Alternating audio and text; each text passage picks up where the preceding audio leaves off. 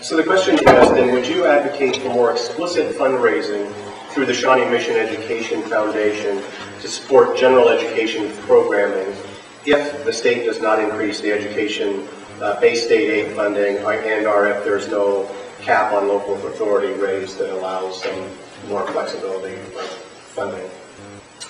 I hope that was clear enough. I'm sort of mashing questions together here. Yes.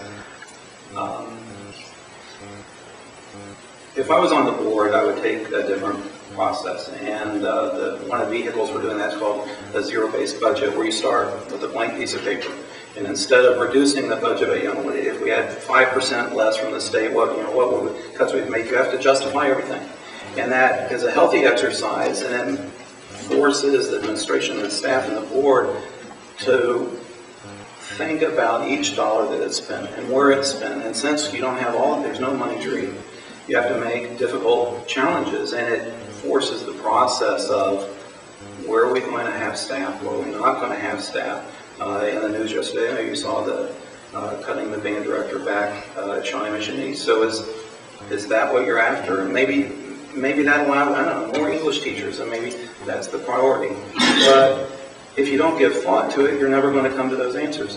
Back in April and May, there was a budget workshop that reviewed all $230 million worth of the budget. One was for operating, one was for expense. 3.5 hours, 110-page PowerPoint. My point, very, very granular detail. Not one question from the board. Not, this is really important and we need to make sure this has resources, or this is less important, so we need to take money from here and move it over to here. Without some real intellectual curiosity into how you're spending the $230 million, you're not going to get the outcome that I think that you're after. Regarding the foundation, you're never going to be able to raise the amount of money to address the challenges that the district has financially.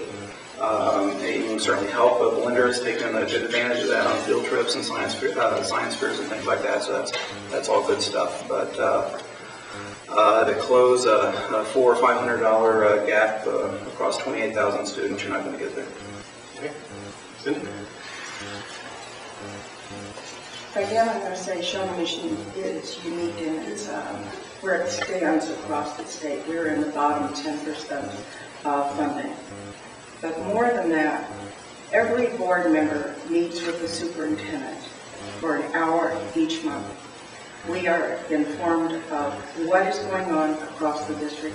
It is our opportunity to ask questions about budgets for schools or anything that we have, sharing the ideas that we have.